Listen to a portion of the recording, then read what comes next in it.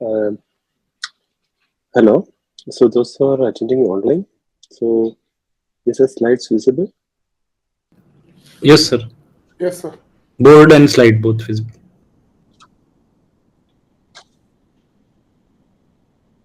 Hello. Yes, sir. Visible, sir. Board and slide both visible. Uh, Yes. can you hear me?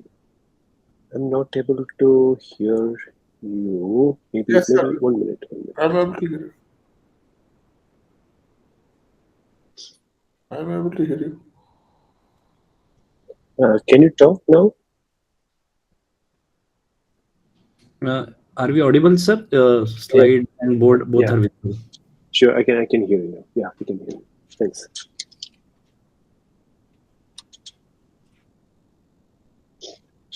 Okay. So yeah. So we will start today's session.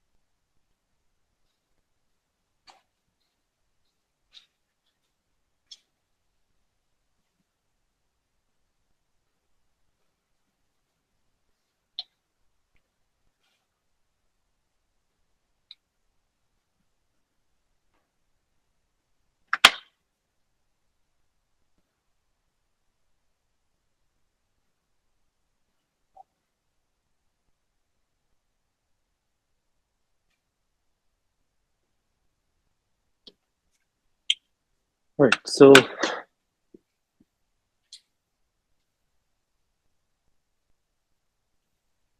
yeah. So this is where we were, right? We were looking at this problem. What was the problem we were looking at?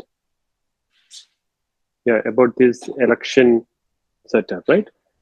We conducted some exit polls and we got some data, and now assume that okay, we have some kind of a domain knowledge now based upon something has happened recently, and how do we encode that domain knowledge into the model that we have? Okay, so if you look at the data, okay, the data that we were looking at is binary valued. People votes either for UPA or NDA or not zero kind of a setup. So we have some collection of data, which is the response of the people, some N people. So if you want to model that data, okay, the model, the probability model, the simplest probability model that we can consider is a what distribution? No, to model data. To model data. The data is binary value data, right? Huh. Bernoulli distribution is what we can use. It has a parameter p, right? And we can estimate this Bernoulli distribution, uh, the parameter of the Bernoulli distribution from the data that we have. Okay, that's what we did in the last class, and also.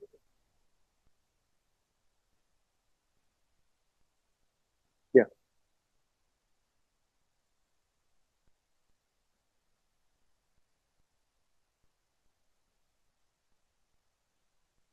Yeah.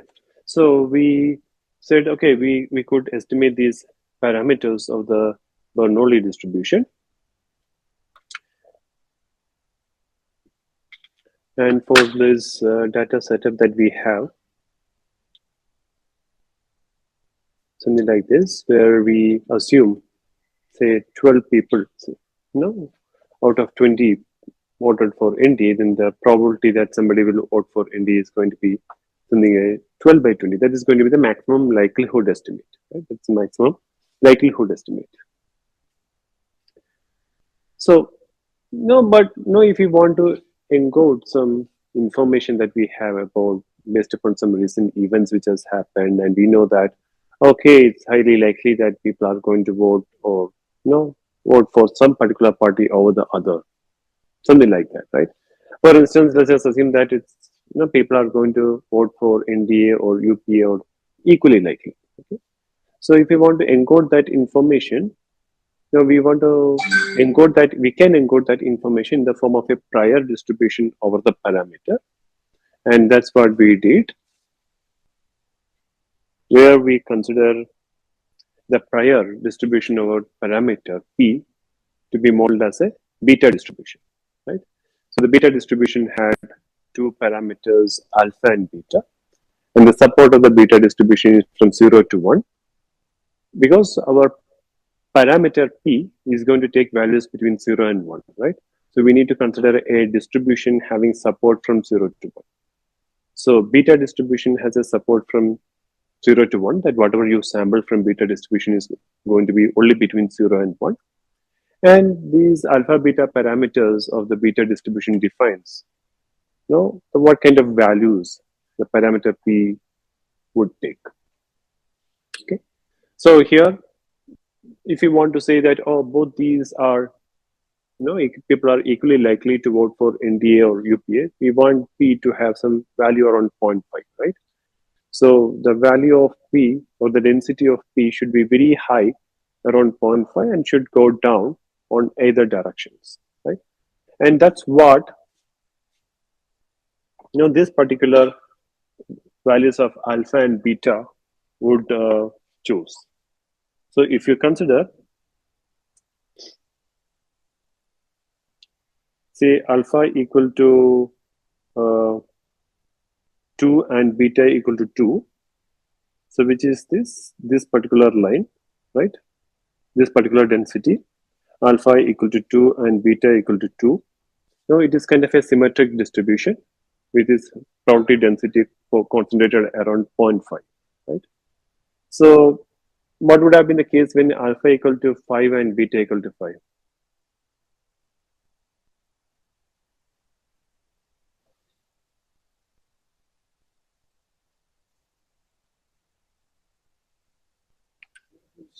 Is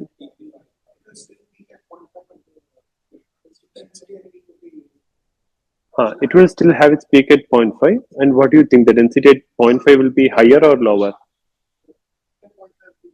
Yeah, it would have been possibly something like this, right? Yeah. It would have been something like this. No, it will be having more and more probability density around 0.5. Okay. So we can control our belief about that prior distribution, the prior knowledge also. Like if we are too confident, very confident that okay, the P is going to take some value like 0.5, then we can choose alpha and beta values which is slightly larger, like alpha equal to 10, beta equal to 10. If I consider alpha equal to 10, beta equal to 10, then it would have resulted in, say, something like this, which has its density even more higher, around 0.5. But if you're not that confident, maybe we can choose some lower values of alpha and beta, let's say alpha equal to 3 or beta equal to 3, which would be more closer to something like this, where the probability density at 0.5 is slightly lower, and it could take other values of, it could take other values also. So you see, this is how these parameters of the beta distribution can control these, how the density would how do you want to model the density over the parameters, okay? And if you think that okay, there's a high chance that people will vote for NDA, and we want this P to be somewhere around 0.8, okay, then what values of alpha and beta should we choose?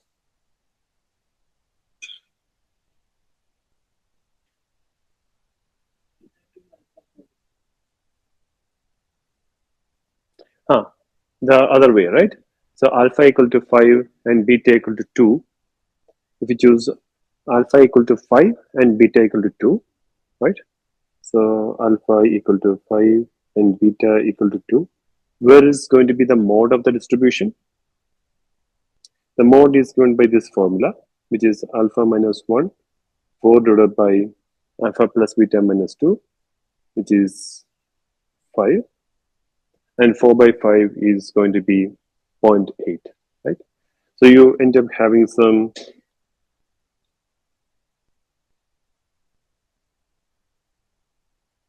probability density function, something like this, right? So you can model your beliefs into this prior distribution by choosing appropriate values of alpha and beta. Okay.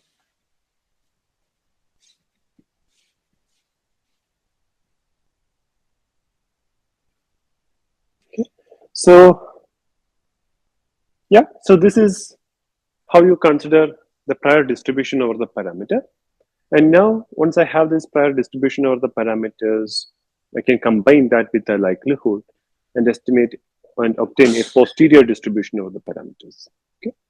So before going to estimate the posterior distribution over parameters, what we can do is that we can try to compute the map estimate of the parameters. Okay. So the map estimate, as we have seen in the last class, what is the map estimate?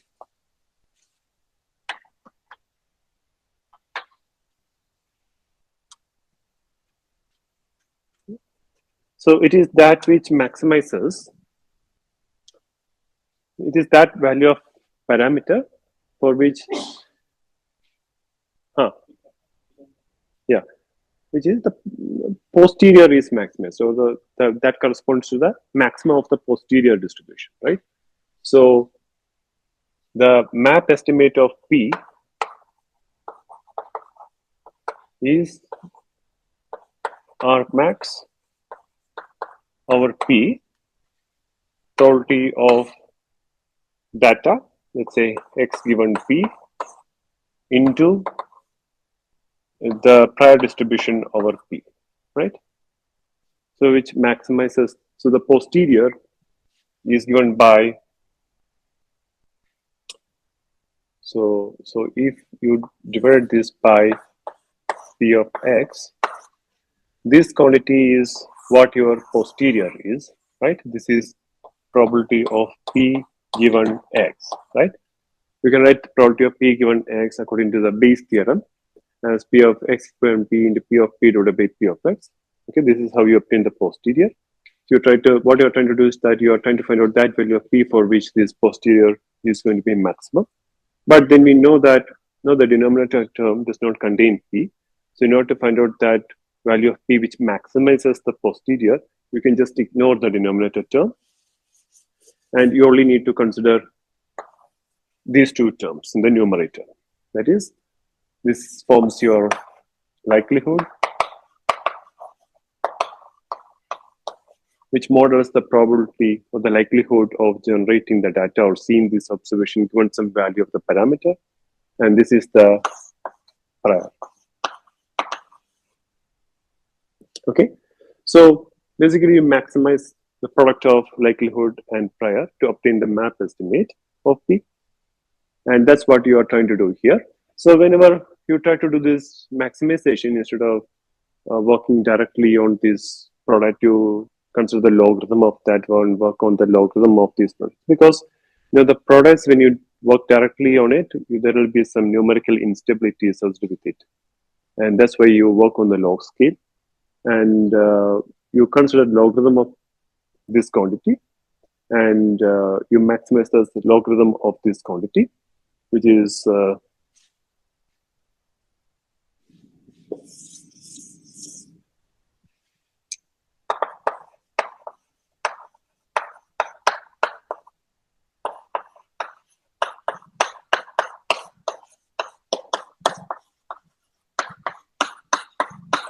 right, to obtain your map estimate. So that's what you are doing here.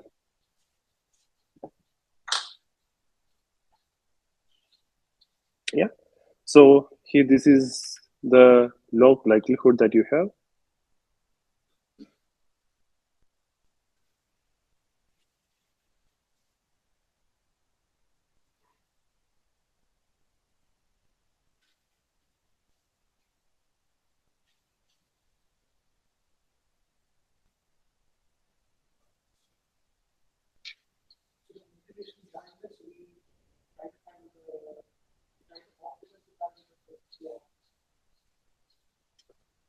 The motivation is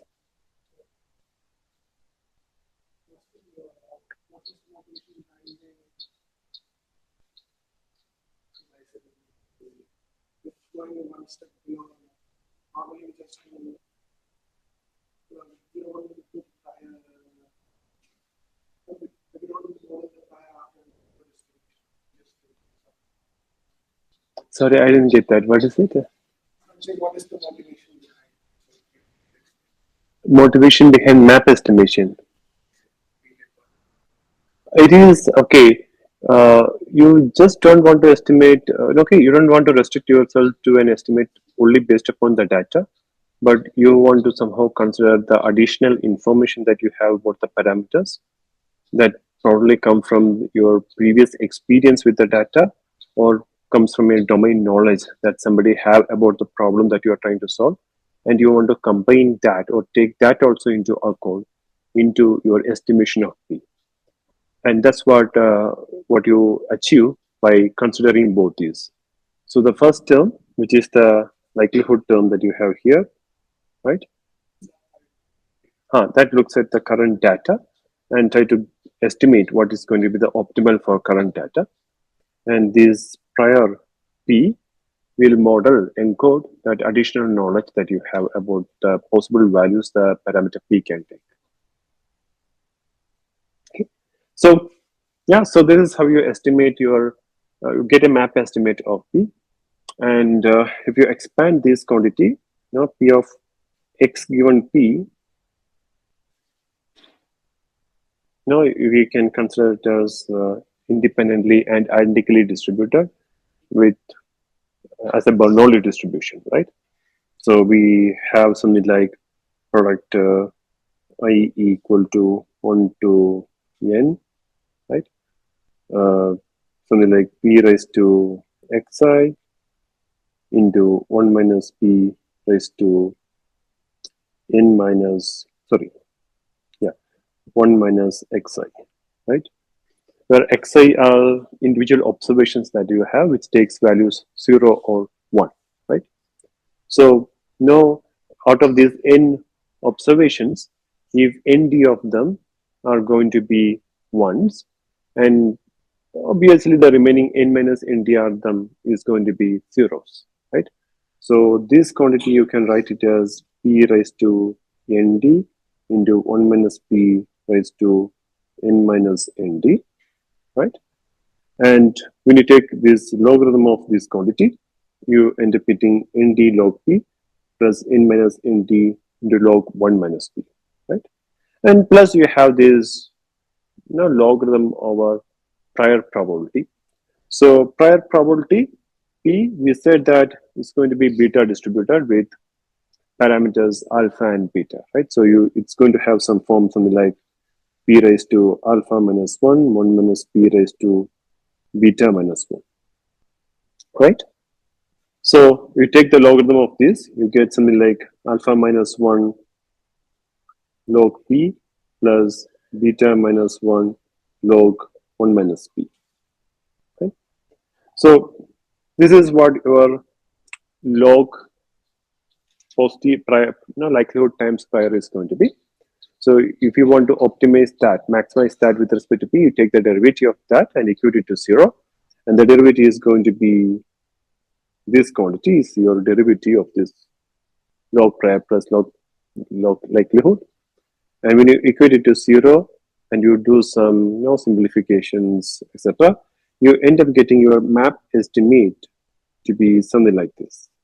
Okay, the map estimate is going to be nt plus alpha minus 1, right, plus n plus alpha plus beta minus 2. Okay. See, we will see why that is going to be the map estimate in a different way. But at this point, this is clear, right? This is the formula of the map estimate. Nd plus alpha minus 1 divided by n plus alpha plus beta minus 2. Okay. And now let's say, let's plug in the values that we have of nd, alpha, beta, etc. Okay. So let's say we were considering like we are having some 20 observations, right? out of which 12 of them said 1, and remaining 8 is going to be 0. So our ND is going to be 12, and N is going to be 20. So you see, okay, ND is, so we end up getting something like, okay, map estimate P map is going to be ND plus alpha minus 1 divided by N plus alpha plus beta minus 2, right? So I plug in these values, I will get 12 plus alpha minus 1 divided by 20 plus alpha plus beta minus 2. And if I assume, okay, people are equally likely to vote for ND and UPA, and let me assume that I'm taking alpha equal to beta equal to 5, right? In which case, I end up getting this as 12 plus 4 divided by 20 plus 8, right? Yeah, 12 plus 4 divided by 20 plus 8. And if you compute that, you end up finding that map estimate is going to be something like 0.571, right? This is your map estimate. And what was our maximum likelihood estimate?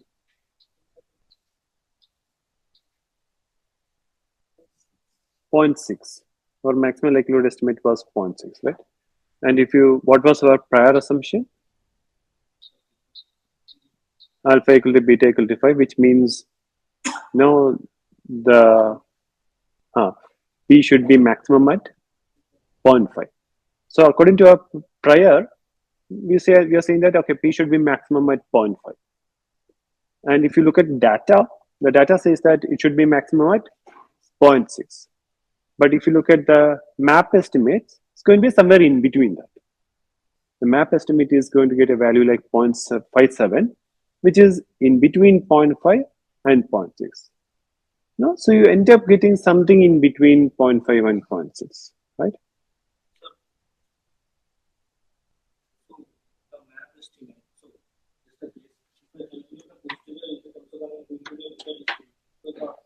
One of the map estimate is similar to the mode of another. Yes, it is. So is the mode of the posterior? Yes, it is. So this is nothing but mode of the posterior. Yeah, we'll just look at it in the next slide. Yeah, but this is the case, right? So your map estimate is going to be something in between your maximum likelihood estimate and what your prior tells you. Okay? And what would have happened if I had chosen my alpha and beta both equal to 10? Will the map estimate be lower than this number or higher than this number?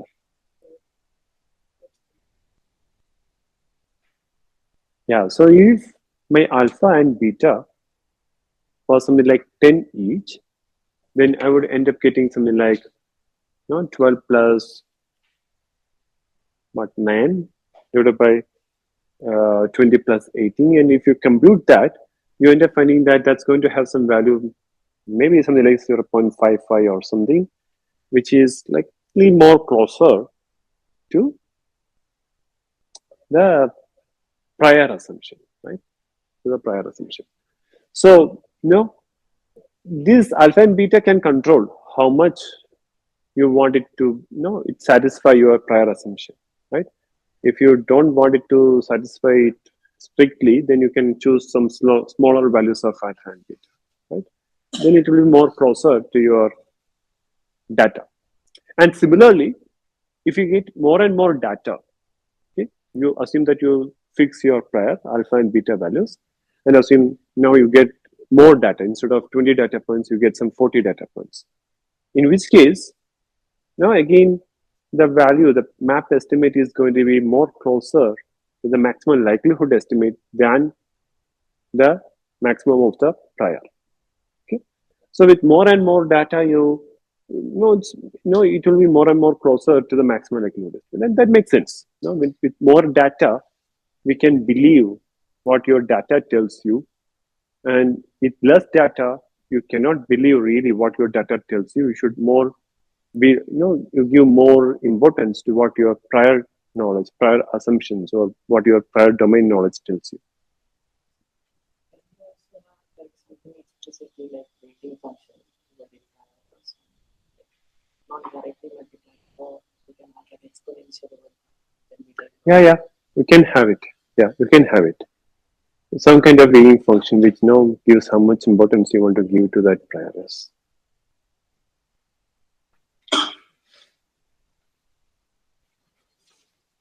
Okay, so this is about the map estimation. Yeah, so we know how it is with respect to the ML estimate, and we saw the effect of prior on the map estimate. So the map estimation pulls the estimate towards the prior, and no, yeah, that's it. But map estimation is not what Bayesian estimation does. Okay, so here, as we saw in the last class, okay, what we computed so far is a point estimate of the parameter. So even though we had, we were, if even though we could find out a full posterior distribution of the parameters, we didn't do that. We just tried to find out that value of p which maximizes the posterior, or that value of p corresponding to the maximum of the posterior. Okay, and that can suffer from some issues. It can still suffer from some issues, right? For instance, let us assume the case where can it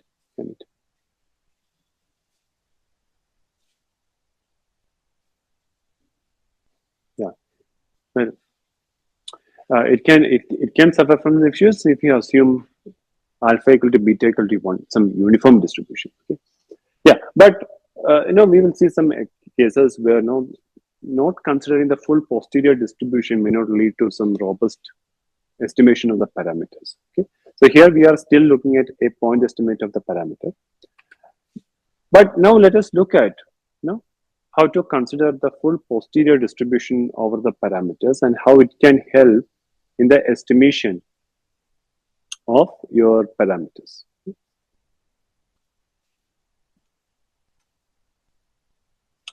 Yeah, so as we saw, this is what our Bayes theorem is.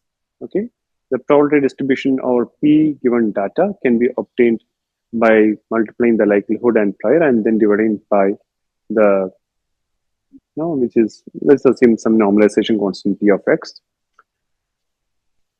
And in our case,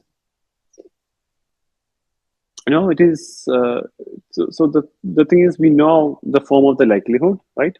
The likelihood was taking some form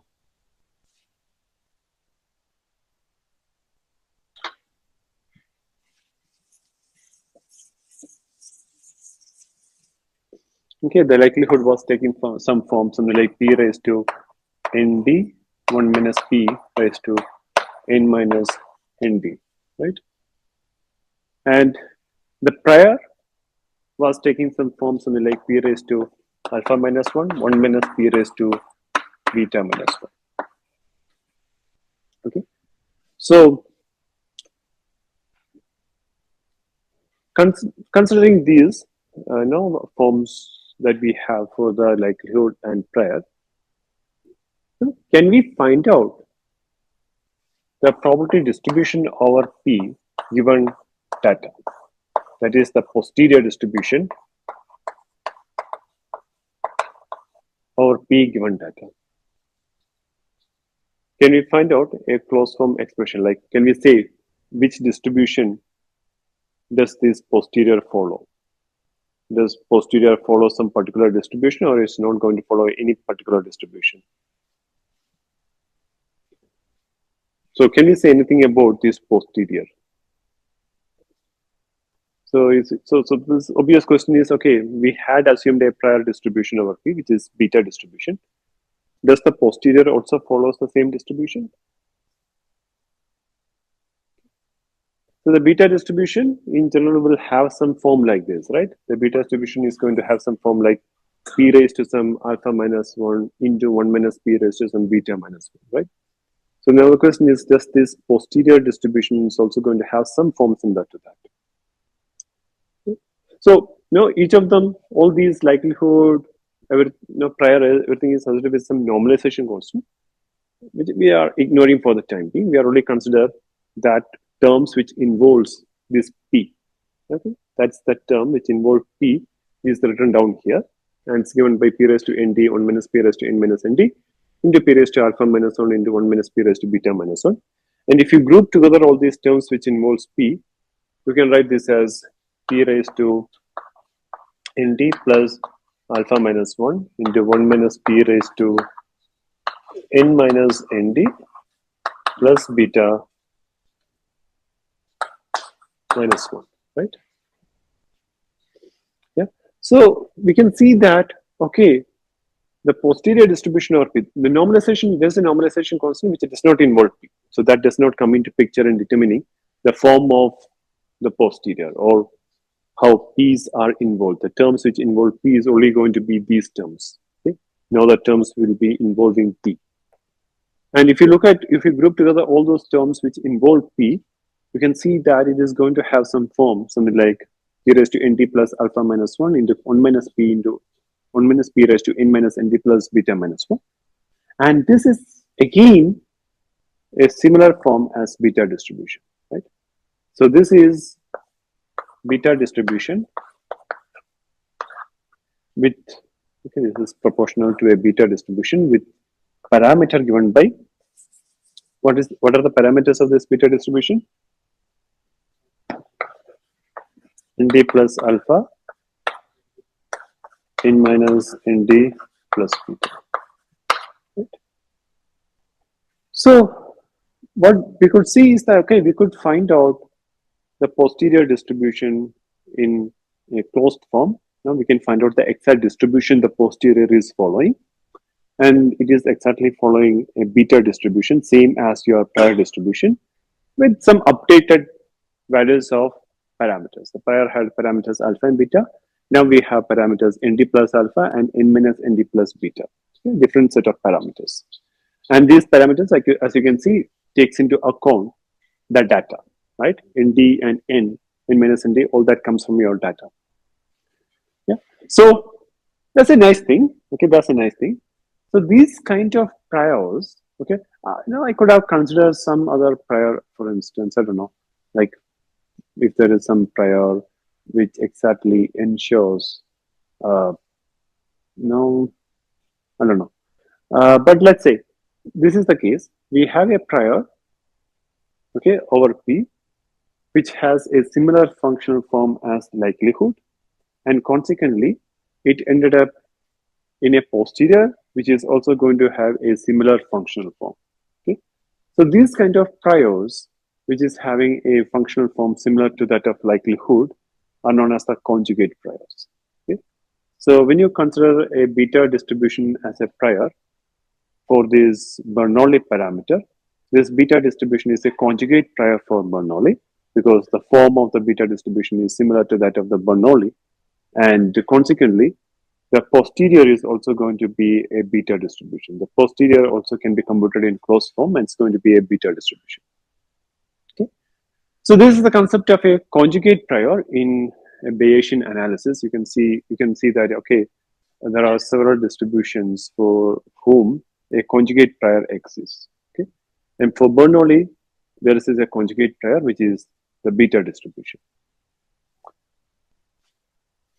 Of course, for binomial, what would be the conjugate prior? Beta distribution. Binomial also has this parameter p taking values between 0 and 1. So it's beta distribution. Okay. So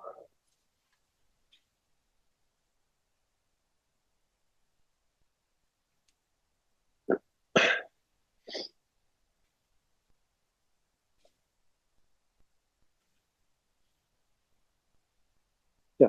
So this is the concept of conjugate priors, and for okay, for something something. Okay, let's consider the Gaussian normal distribution. Okay. So the normal distribution, do you remember the form of the normal distribution? Huh. So if I consider a very simple normal distribution, one-dimensional univariate normal distribution. Huh.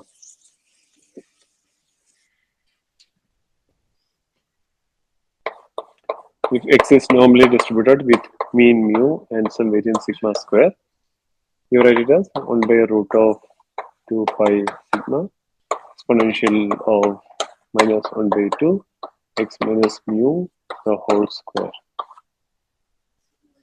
Okay, by sigma square. Okay. Now let's assume that I am fixing sigma. I know sigma. I'm not trying to estimate sigma, but I want to estimate mu. Okay, I don't know mu. So mu is an unknown quantity which I want to estimate from data. And so since in a Bayesian approach, whatever is unknown, we don't know, we put some distribution over that. Okay? So if I want to put some kind of a distribution over mu, what would be an appropriate distribution to put? First of all, if you look at just simply the values of mu, what values mu could take? Yeah, mu could take any real value, right? So obviously I should use what kind of distribution? A continuous distribution. And among the continuous distribution, how about exponential? Is it fine I use an exponential distribution? No, right? Because exponential is only defined from 0 to infinity, so I cannot use an exponential distribution. So what distribution should I use? Another Gaussian. I could think of another Gaussian, okay, over mu. So I can assume, okay, mu is distributed as a Gaussian with mean 0 and some covariance. But how about if I assume the mean mu to be probability of mu to be a Gaussian with mean 0 and say let's say covariance 1, in which case I write as 1 by root of 2 pi into exponential of minus 1 by 2 mu square. Right? For any data X, what will be an approximation of Gaussian? Any data X, Which mean would follow. it would follow a Gaussian. If you have so many data points, the estimate of mu is going to be average, right? And that could follow a Gaussian. But now in many situations, we have some idea about what values mu could follow or mu would take based upon our domain knowledge or based upon some previous experiments that we have conducted, and we want to encode that belief. So in which case, obviously, we won't be considering mu to be distributed with mean 0. So that domain knowledge will come into picture, and we would be saying that, okay, mu is going to be distributed as a Gaussian with some mean 10 and variance 1, something like that. In which case, now our domain knowledge tells that, okay, the mean should take some values around 10, right? And by prior over mu, that's what we are trying to encode. That domain knowledge that we have about possible values mu is going to take. Now it could come from expertise I have on that particular field, or it could be something that coming from previous experiments I have conducted. So that's how this prior comes into picture. Okay. So now the question is, if I consider this kind of prior, a Gaussian prior over mu, and my likelihood is going to take some form like this, what would be the form of a posterior over mu? The posterior is going to be a product of this likelihood and prior. Right? So,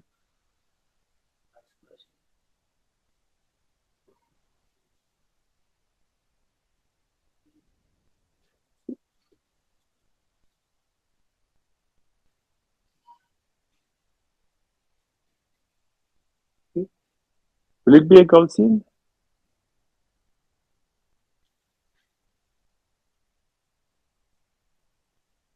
Okay, this is an assignment problem for today. You can find out. You can try to see if you can write this posterior over mu as a Gaussian or not. Okay. Sir, I think you will be having the answer in the next slide. Yeah, anyway, apparently it turns out, okay, it's going to be a Gaussian, and this Gaussian or normal distribution over mu is a conjugate prior to this normal distribution that you have as likelihood. Okay. So yeah, so for some set of distributions, you can always find some kind of a conjugate prior to that, and that is what is listed down here. Okay. So for Bernoulli, we already saw it's beta. Beta is the conjugate prior to Bernoulli.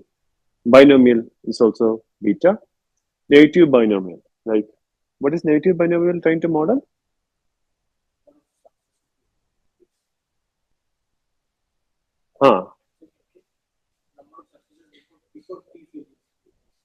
Something like that. Yeah. So when do you observe the successes, or like number of successes before some k number of failures or something like that, or successes before k failures. Okay. So that's what negative binomial is trying to model. Again, it's also a repetition of Bernoulli trials. So it also has this parameter p, and obviously beta distribution is the conjugate prior to negative binomial. Poisson distribution.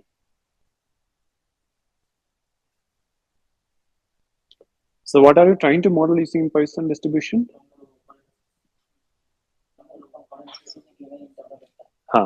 Number of occurrences of events in a given interval of time. So it's discrete or continuous, first of all? Yeah, it's a discrete distribution. It's a discrete distribution with parameter lambda, and the lambda is modeling what? Average number of occurrences in that interval, right? So it has parameter lambda, and what values lambda can take? So you remember this expression of this exponential distribution? Greater than 0. Lambda would be taking some values greater than 0. And if you recollect the form of the exponential distribution, if x is distributed as a Poisson with parameter lambda, you write that as something like e raised to minus lambda raised to x by x factorial, right? So this is the form of a Poisson distribution. And lambda should take values. Can it take negative values? No, right? It doesn't make sense to say some average number of occurrences is some negative value, right? So it takes some values greater than 0. And what kind of distribution can we have over lambda? You have an answer there, but you think about it. What is the first choice that would come to your mind? Gamma is not the first choice that will come to your mind. Right? What else has the support from 0 to infinity? Exponential, right? So exponential would be the first one who should come to your mind, right? Yeah. So lambda is taking some values from 0 to infinity. So our first choice will be a exponential distribution. Okay, we can consider lambda is exponentially distributed with some other parameter beta. Okay, so yeah, but no, exponential distribution will be having one particular form, right? So we cannot consider all possible assumptions we want to put over lambda. So instead of exponential, people use a much more richer distribution, which can provide more different or variety of different assumptions we want to have over lambda. So, it may not be like lambda is always going to be, always going to be something like this, right? If it is exponential, it always assumes that lambda is going to have some form like this. And different value of beta will give you something like this or something like this, etc. But it's always going to have same functional form like this. But it could be the case that the lambda could take a very high probability at this point and very small values in these regions, right? So you may want to end up having something like this. Okay. So if you want to have some distribution over lambda, something like this, how do you do that? Okay. So we need something beyond exponential, much more richer than exponential, which is capable of modeling more variety of assumptions that we want to model over lambda. And that's where the gamma distribution comes in picture. Okay. And if you have studied probability distribution, probability models, you know that gamma distribution is nothing but sum of exponential distributions, right? So if you have some x1, x2, etc., which are all exponentially distributed and they are independent also, right? And then some of those is going to be distributed as a gamma distribution, right? With some if there are n variables with some parameter n and lambda, something like that. Okay.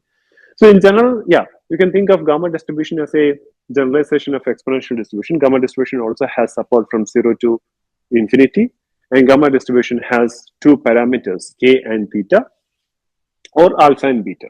These are two different ways people write this notation, which controls, again, the shape of this distribution from 0 to infinity, right? Yeah, so in general, how do you, so maybe I should write down the gamma distribution. The gamma distribution, I don't want to write this. Maybe just write down here. I can say that, okay, lambda is going to be distributed as a gamma distribution with some parameter alpha and beta. Okay, and the gamma distribution is going to have some form, something like e raised to minus beta lambda, lambda raised to alpha minus 1. Okay, so okay, of course, there's going to be some normalization constants also. We ignore that, but the form of the gamma distribution is going to be something like this: e raised to beta lambda, lambda raised to alpha minus 1, right? And this beta and alpha controls, this shape of the gamma distribution from 0 to infinity. Okay, one value of alpha beta would result in something like this, another value will be something like this, another value will be something like this. For instance, if you consider your alpha equal to 1 and beta equal to some value, something like 2 or something, then you end up getting an exponential distribution, right? It's going to be something like this. Okay, so alpha, so the gamma distribution is a generalization of exponential distribution, and alpha beta controls the shape of this distribution over 0 to infinity, just like the beta distribution did. So you can think of this gamma distribution as a generalization of beta distribution from 0 to 1 to 0 to infinity. Okay, so you can obviously see this, right? So now we can see easily the connection between the likelihood that we have here, the form of this likelihood and form of this prior. It's going to be very, very similar. You have some e raised to lambda here, lambda raised to 8 here, e raised to beta lambda here, lambda raised to alpha minus 1 here. And now we can easily combine these two terms, and your posterior, which is the product of these two, is also going to have a form similar to a gamma distribution. So the gamma distribution acts as a conjugate pair for Poisson likelihood. Okay.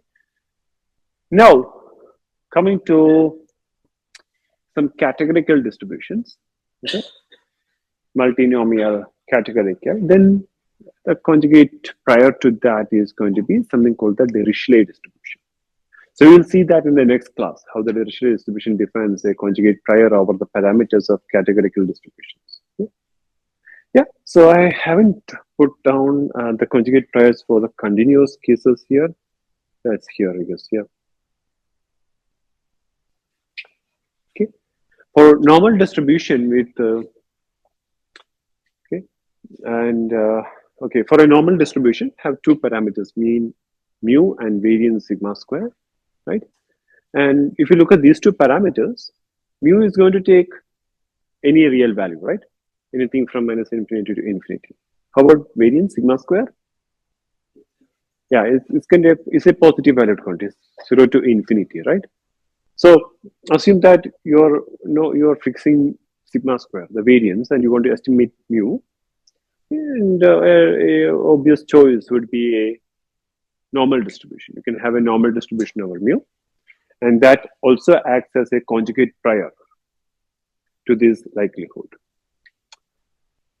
And if we want to estimate variance sigma square, what would be an appropriate distribution?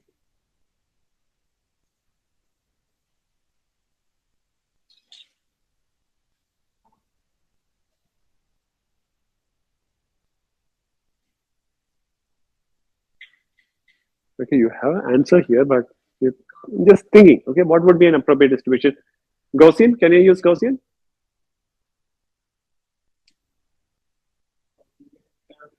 It could end up taking 80 values also. I cannot use Gaussian. So obviously, next our choice would be gamma distribution, right? A gamma distribution I can use. It's only having support from 0 to infinity, so you end up getting only positive values. Gamma distribution is the choice. But can gamma distribution act as a conjugate prior? For Poisson, okay, for Poisson, we found gamma distribution can act as a conjugate prior. But what is the case when we have the variance in an exponential? We are trying to estimate the variance, or we are trying to put a distribution of the variance which appears in a normal distribution, right? So if you look at how the variance is appearing in a normal distribution, you'll see it's going to appear in two places, right? One is 1 divided by root of 2 pi sigma here, and then exponential of minus 1 by 2 sigma square x minus mu the whole square. See, so this you can write it as sigma raised to minus 1 by 2, right? See? Sorry, sigma square raised to minus 1 by 2, or sigma raised to minus 1. You write it as sigma raised to minus 1. Okay. Okay, so this is something which corresponds to this term, right? Yeah. This is going to have a form similar to this, right? Similar to this. How about here? Then there is an exponential term, right? E raised to minus lambda here. Where so in the case of Poisson, lambda is the unknown quantity, and we are trying to put a distribution over lambda, and we found that okay, we can put gamma distribution. What we're trying to do is that can we use same gamma distribution for this case also? Okay? So we can see there is a correspondence, there is a kind of similarity between the form of the Poisson distribution and exponential. When you look at in the eyes of variance sigma square, but if you look at this exponential term, there is an issue. There is an issue. Here it is exponential of minus lambda, right? So here it is something like exponential of minus 1 by sigma square, right? So you see, it is appearing in the denominator like 1 by something, right? 1 by something as an inverse, right? So if you are trying to directly model sigma square variance, then the gamma distribution may not be able to. So gamma distribution can be used. Gamma distribution can be used because it is sigma square is positive valued, and gamma distribution models positive valued thing, no problem. But the form of the gamma distribution and the form of the form in which the sigma square is appearing in this Gaussian are not exactly similar. Okay, so if you had some kind of a distribution where over sigma square using gamma, you would have considered something like e raised to minus beta into some sigma square, not 1 by sigma square, not 1 by sigma square. That's the issue. Here it is coming as 1 by sigma square here, right? So instead, if you were trying to model 1 by sigma square, what is 1 by sigma square? Precision. Yeah, 1 by sigma square is called precision, right? So you can say, okay, Gaussian with mean and precision also. So if you were trying to model 1 by sigma square, you could have had gamma distribution as a conjugate prior You can have a gamma distribution in any case, but if you are trying to model sigma square, the gamma distribution may not be able to act as a conjugate prior. The form in which the sigma square will be appearing in gamma and Gaussians will be different, and the resulting distribution may not be a gamma distribution. But if you are trying to model 1 by sigma square, that is precision, then the precision you can model it as a gamma distribution, in which case the form of both these Gaussian and gamma will be similar, and consequently the posterior distribution or 1 by sigma square is going to be also gamma distributed. Okay, so you can use gamma as a conjugate prior if you are trying to model the precision parameter like 1 by sigma square. But if you are trying to model sigma square, the variance, what you use is something called inverse gamma distribution. Okay, so there is called something called inverse gamma distribution, which will end up having some form similar to this quantity, and that acts as a conjugate prior for gamma distribution. So for variance, yeah.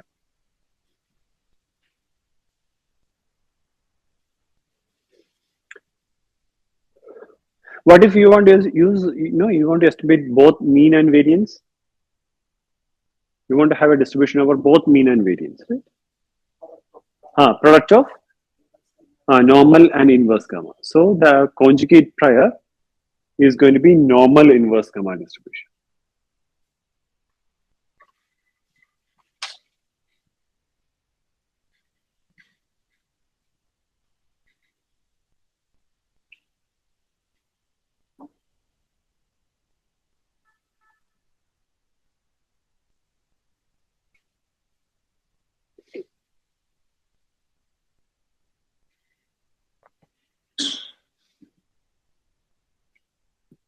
Yeah. So what we have found so far is that, okay, the posterior is going to have a form something like this, okay, something like this, but we kind of ignored several terms which also play some role in the exact computation of the posterior, that is the normalization constant and other constant. Okay, so what we do is that we'll try to find out that normalization constant also, which is the denominator term appearing in the Bayes theorem, right? P of x. Okay? And this is how you find P of x, right? P of x is obtained by integrating out. Okay, P of x is obtained by integrating out the numerator, which is P of x1p into P of p, right? Marginalizing out p from the numerator, and p is going to take values from 0 to 1. So your P of x is integral 0 to 1 P of x given p into P of p, right? So when you compute that, okay, so this is what you have: integral 0 to 1 p raised to nd 1 minus p raised to n minus nd into probability of p, which is, this is going to be something like p raised to alpha minus 1 minus p raised to beta minus 1, and so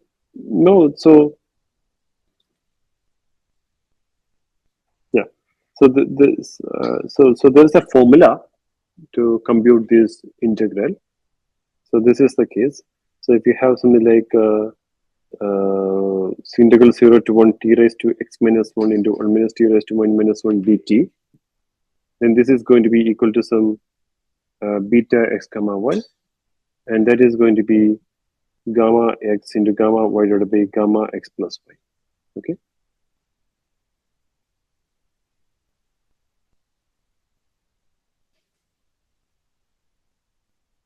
Because this is coming from the beta distribution, right? You remember the beta distribution? So the beta distribution is having some form, something like t raised to x minus 1, 1 minus t raised to y minus 1 into gamma x plus y divided by gamma x into gamma y, right?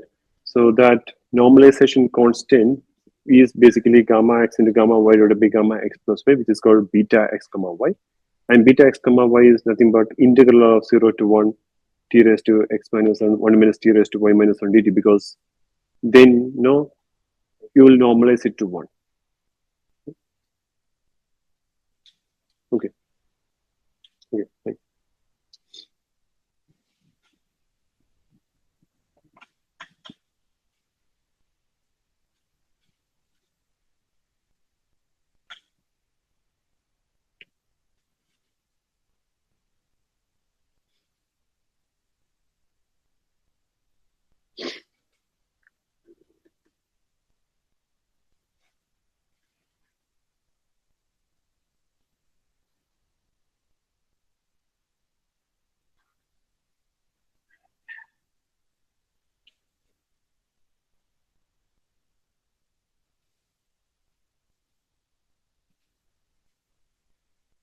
Yeah. So yeah. So basically, yeah, you will be having a form something like this, right? Where you have something like p raised to nd. So this probability distribution over p is nothing but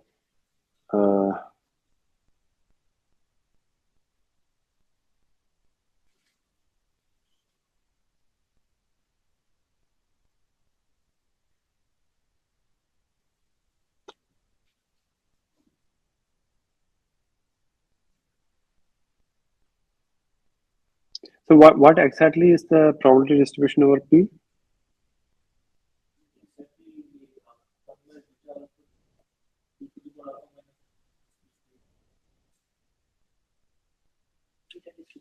What's it? Beta distribution. What exactly is the formula? 1 by beta of alpha beta.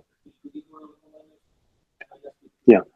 P raised to alpha minus 1, 1 minus p raised to beta minus 1, right? That is going to be the prior. And your Z is integral of this. Okay. So, okay, your Z is what? Z is the integral of 0 to 1 p raised to nd plus alpha minus 1, 1 minus p raised to n minus nd plus beta minus 1. Of course, you have 1 by beta alpha also here, right? And this is going to be equal to 1 by beta alpha into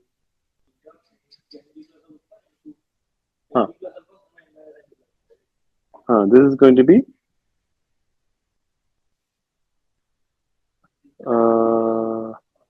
beta nd plus alpha, n minus nd plus beta, right? So what you are essentially doing is that you have your posterior distribution given by this, right? Where Z is this quantity, right? And probability over P is this quantity, right?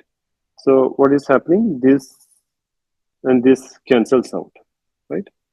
And what you end up having is going to be 1 by beta nd plus alpha n minus nd plus beta into p raised to nd plus alpha minus 1, 1 minus p raised to n minus nd plus beta minus 1. And this is equal to a beta distribution with parameters alpha plus nt and n minus nd plus beta. Okay, so our posterior distribution is exactly going to be a beta distribution with parameters given by nd plus alpha and n minus nd plus beta. Okay, so we know now the posterior distribution, right? So once we have the posterior distribution, how do we use that in a Bayesian inference? We make use the full posterior distribution for making prediction rather than just using one of the point estimates, right? So if you want to use the full posterior distribution for making prediction, this is how we do, right? So Now, if we had used a point estimate, like map estimate or ML estimate for making prediction, we would have predicted. So X tilde, let us assume it is a test data point. And if you want to predict for X tilde, we would have predicted for X tilde by making use of the point estimate, either the ML estimate or the map estimate, as P of X tilde given PML, okay, which is considering the maximum likelihood estimate. So for instance, we found that our maximum likelihood estimate PML was 0.6, right? So if you want to predict what's the probability that somebody is going to, like somebody you see tomorrow is going to vote for NDA. So what is the probability of P of X tilde equal to 1 given this PML? That's going to be equal to 0.6. And now if you want, if I use map estimate, okay, I found my P map to be equal to something like 0.57, right? So what's the probability of P of X tilde equal to 1 given P map? So that's going to be 0.57, right? But in the Bayesian inference, we just don't rely on a single value of P. Rather than we make use of full distribution that we have over P in making predictions. So we make predictions in this way, right? So probability of X tilde given P is the probability of X tilde given some particular value of P. But we don't use any particular value of P. We use the full distribution over P. Okay, so this quantity, this is going to be P, probability of P given X. Okay, so there is this quantity that is the posterior distribution that we have over P. Okay, and we make use of this full posterior distribution that we have just learned, which is this quantity in making this prediction. Okay, and in this case, now the X tilde is going to take a value of 1, right? Or 0, right? It's going to take a value when it, X tilde equal to 1 with probability P and 0 with probability 1 minus P. So if I am looking for probability of X tilde equal to 1 given my data, so that is going to be computed using Bayesian inference as integral probability of X tilde equal to 1 given P into probability of P given X dP. And P of X tilde equal to 1 is P, right? So this is nothing but integral of P into probability of P given X dP, right? And what is this quantity?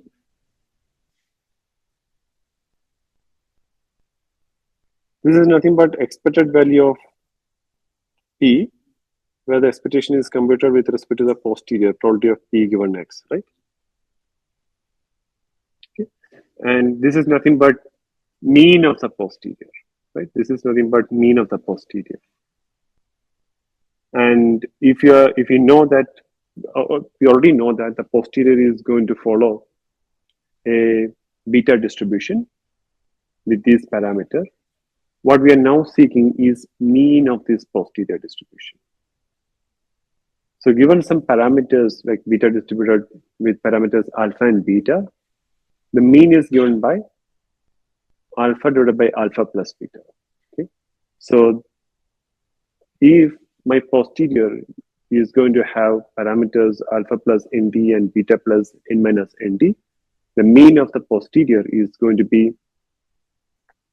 alpha plus nd divided by alpha plus beta plus. Okay. Yeah.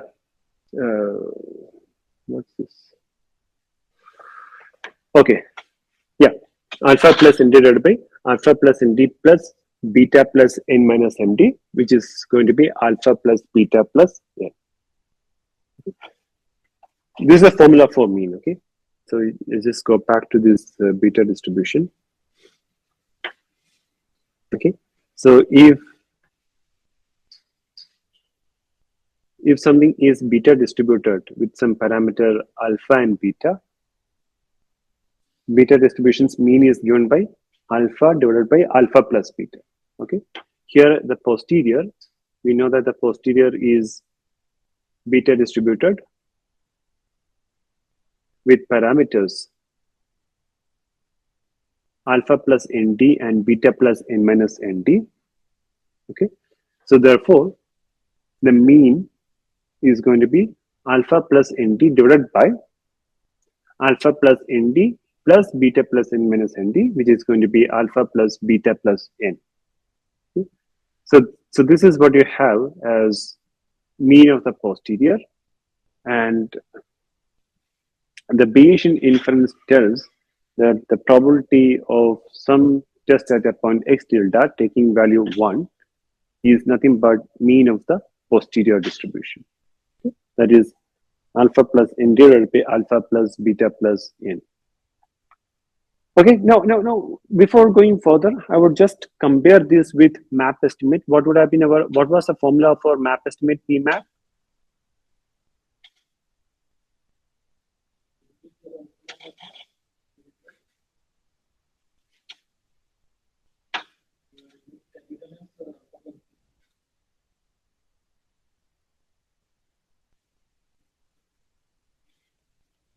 Yeah, this was the map estimate, the formula for the map estimate. And Bayesian inference tells, okay, the probability of prediction is given by alpha plus n divided by alpha plus beta plus n minus 2. Okay. So now, this is the basic difference between map estimate and Bayesian estimate or Bayesian inference in the case of Bernoulli distributed random variables. And there is a implication, or that's an additional advantage that we get by following this Bayesian inference. Okay. For instance, if I don't have any particular idea about what values my P is going to take. Okay. So assume that P is equally likely to take any value between 0 and 1. Okay. And if I model that kind of a situation, then I can model it as a beta distribution with parameter alpha and beta equal to 1, right? Alpha and beta equal to 1. Right? When my alpha or 2, what is it? Alpha and beta equal to 1. When I have alpha and beta equal to 1, then p raised to alpha minus 1 minus p raised to beta minus 1 is going to be 1, which is representing the uniform distribution, right? All values of p are equally likely. In which case, if I had gone for the map estimate, okay, I would have ended up getting something like my alpha equal to 1, right? And beta equal to 1, right? So if I had gone for the map estimate, I would have ended up getting something like nd by n. nd by n. So I just completely rely on my data to get my estimate of p. On the other hand, you would have gone for the Bayesian estimate or Bayesian inference. The probability of predictions is going to be something like nd plus 1 divided by n plus 2. nd plus 1 divided by n plus 2, right? And no, I'm not completely relying on my data. I'm also taking into account some prior belief I have about the parameter. Okay, so even if my data is biased, let's say I see in my data nd is equal to 0. Now, if my nd equal to 0, if I had gone for the map estimate, I would have predicted the probability of seeing any x is equal to 1 to be 0. But if I go for the Bayesian estimate, I don't do that. Okay, even if my nd equal to 0, okay, out of all the nd equal to 0, I still have a non-zero probability of predicting s tilde equal to 1. This is going to be 2 divided by 10 plus, or maybe 1 divided by 10 plus 2. So that is the advantage one gets by using the Bayesian inference. So it can be more robust even if you don't know any specific assumptions about the parameters. Okay. But instead of parameter, we follow Yeah, we said that it's equally likely. We are saying that, okay, I don't know what values because I see, assume that this is the first time I'm seeing the data. I have no domain knowledge. So I don't want to specify what values my P is going to take. I don't know how to specify that. So I say that all these P, values of P are equally likely. So in which case, if your data ended up being bit biased, like sparse, and you don't have enough data, you haven't collected enough data, then you end up, making some wrong predictions, making some, predictions like, okay, this probability of x tilde equal to 1 is going to be 0 or something, rather than, making some more robust predictions that it is still non-zero. Gives the more postnatal distribution, whereas Bayesian gives the mean of postnatal. What if the postnatal distribution is some sort of skew where this first order syndrome is like might not be the best estimate? Yeah, I could see. See, it's so the mean will consider that skewness also to some extent, right? It's not the uh, it's not the median, right? It's the mean. So mean will consider that kind of a skewness to some extent. Of course, skewness is defined using some other factors, the third moment and all. But to some extent, it is considered. For example, if it is something like this, you will be predicting something more closer to this side than middle or something, right? So, so there is a theory which says that mean is the one which minimizes the error, the loss, the most. So if you consider mean of, say, given some distribution, and if you consider the mean, then it minimizes the mean squared error between, the loss in predictions the most. So people often rely on mean uh, to get a more robust prediction than on mode or any other statistics you can get from the data or from the distribution. And just one slide, which, okay, we will go to this detail in later.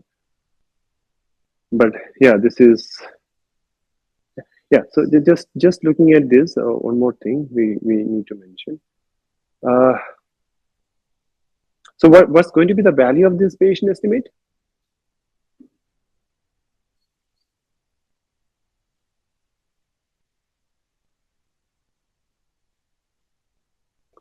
What's the value of this going to be?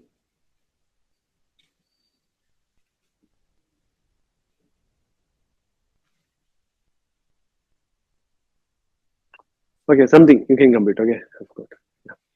But additionally, what we also can find out is some sort of a the confidence about our prediction.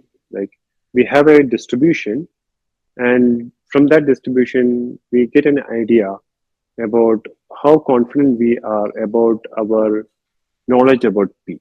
Okay, if it is like distributed, if the distribution is something like this, okay, then now we are not very confident about what values P can take. It can take many different possible values. And if you look at the variance of this posterior distribution, the variance is going to be very large. But now if it is something like this, we are very confident about what values P can take. And consequently, the variance is going to be very small. So from the posterior distribution, we get an idea, we can find out the variance of the distribution, and that gives us an idea about how confident that we are about the value that we could take. Okay? So there is another aspect, or then another advantage of considering the full distribution over P. One can compute the variance about this distribution, which gives us some confidence about the values, what values P can take. And in this particular case, okay, the variance formula is given by something like alpha beta divided by alpha plus beta squared, or alpha plus beta plus 1. It's 20% like this. Yeah. Yeah. Okay, in fact, there is some theorem, as I mentioned, which says that the best estimate of theta is one which corresponds to the mean of the distribution. And that will minimize the expected square error the most. So we'll come back to this later. And this is in summary of what has happened today. Now, we looked at, in the case of Bernoulli distributed random variables, the maximum likelihood estimate, okay? And that's given by something like ND by N. And this is how we use that maximum likelihood estimate to make prediction. Then we looked at the map estimate, which is going to be ND plus alpha minus 1 divided by N plus alpha plus beta minus 2. And once you compute this map estimate, you can just directly use that for making prediction. And in the case of Bayesian setup, we compute a full posterior distribution over P, and we ended up finding that it's going to be beta distributed with some parameters ND plus alpha and N minus ND plus beta. And if you look at this Bayesian estimate or Bayesian inference, you ended up finding the value of P to be something like the mean of the posterior. And the mean of the posterior is given by alpha plus ND divided by alpha plus beta plus N. And yeah, that's the kind of a summary of.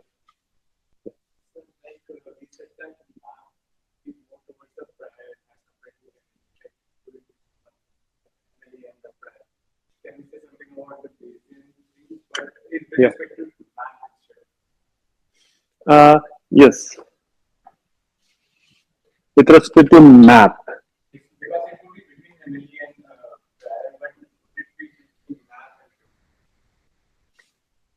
Not necessary. It depends upon the way the distribution happens, right? So if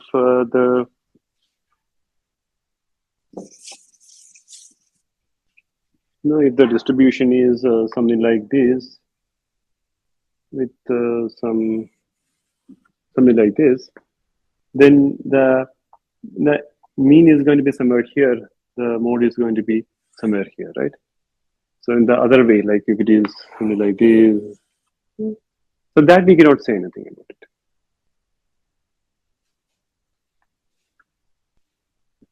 Yeah, but between likelihood and prior, we can always say. So the posterior is going to be a compromise between prior and likelihood. And in fact, we can specifically show this, that the posterior mean is a converse combination of prior mean and maximum likelihood estimate. Okay, and this again, you can try to show it for this case. Okay, if you have prior mean given by M1 and maximum likelihood estimate given by theta MLE, you can show that the posterior mean is a converse combination of that. So just lambda times M1 plus 1 minus lambda times theta MLE, okay, PMLE. And another nice aspect of this approach, and in general for Bayesian learning setup, is that, so this is what has happened. We assume some kind of a prior distribution over P, and then we had, we had some data. So we assume some prior distribution with to be, or P to be distributed as a beta with parameter alpha and beta. And now we have a data where we saw ND ones and N minus ND zeros. And based upon that, we can obtain a posterior distribution over P, and the posterior distribution is given by alpha plus ND and N minus ND plus beta. Okay, and now, okay, we have learned some posterior.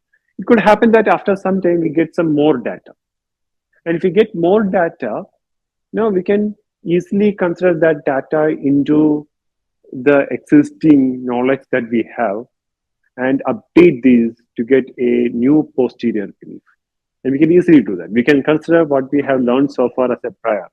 So we can start with a prior over P to be something like ND plus alpha and N minus ND plus beta. And then you consider this new data that you have, which would be having some number of ones, which is something like ND dash, and zeros, which will be N dash minus ND dash. And you again do the same process in which you multiply these like the prior and get a posterior distribution of our prior, which is going to be something like beta distributed with parameter ND plus ND dash plus alpha and something like N dash plus N plus ND dash plus that thing. Okay, so now you can easily update your model in this way, and it is easily be amenable to an online learning setup where you don't see all the data together, but you see data in a streaming manner, one after the other. Okay? And this in general holds for Bayesian learning. You can do that. And obviously, we have availability of variance, which gives us some confidence about our estimates of P. Yeah. So that's all. Yeah. So see, if you look at, uh, I don't know, like if you have you heard about smoothing, Laplace smoothing, any smoothing technique? See, generally, okay, these kind of models are used in several different places, and since there could be cases where some of these observations may not appear at all in the data, and to avoid assigning a probability of 0 to those observations, people add smoothing techniques where they just add a value of 1 or 0.1 or 10 depending upon the domain to avoid assigning a 0 probability to some of the estimates. And you can think of Bayesian estimate as doing something similar. No? So if you look at the Bayesian estimate, your formula is going to be something like nt plus alpha divided by something like n plus alpha plus beta. So it's like you're adding a smoothing factor of alpha to the current estimate or current values, current count of the observations, nt. So you can think of Laplace smoothing and other smoothing technique as obtained from Bayesian inference. Yeah, that's all for today. We'll stop here. And any other questions?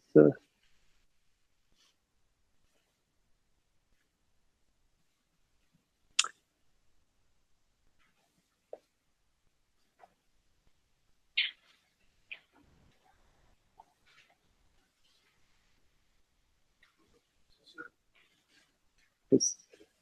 What if we incrementally model our point estimate, but only give one single value which we can use? We are going to get a large distribution of, and we're choosing from multiple. See, in the case of map estimate also, if you're incorrectly modeling your prior, that will be reflected in the map estimate, right? See, in those cases, it will be even more bad. Here, since we are using a full posterior distribution, we can assume that okay, if the most of the map estimate is just looking at one estimate, point estimate, right? Since we are looking the full posterior distribution, so maybe if remaining values of p's could explain the data properly, then we are taking that into account and we may get a more robust estimate than a map estimate. And obviously, we get a better estimate if we have more data, even if our initial prior belief is slightly wrong. Yeah, but if you are not very confident about what kind of prior beliefs, then there are approaches where you assume your prior also based upon your data. We will look at that. There is something called Jeffrey's prior and all, where you derive your prior also from your data.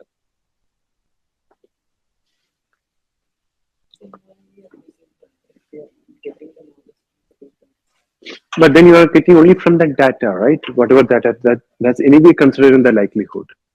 That's anyway there in the likelihood. So that's not going to add any additional knowledge. So yeah, so we want to add that additional knowledge, which could come from our domain expertise on the problem that we are solving, or no, as I said, like there could be some experiments that we have conducted before, and from that experiments we have gained that knowledge, or we could even get a full posterior from that experiments or from that data, and we can use that directly here as a prior. Yeah, from something we obtained from the previous data. It could be from some related other domains also, even if not the same domain. Okay, we have solved some problem on a related domain. That knowledge can be transferred. Yeah, can transfer that knowledge through that prior.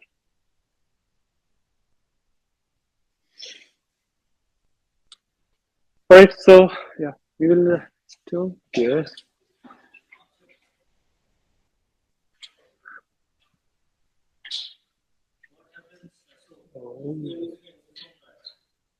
So 1 minute. So those who are attending online, any questions?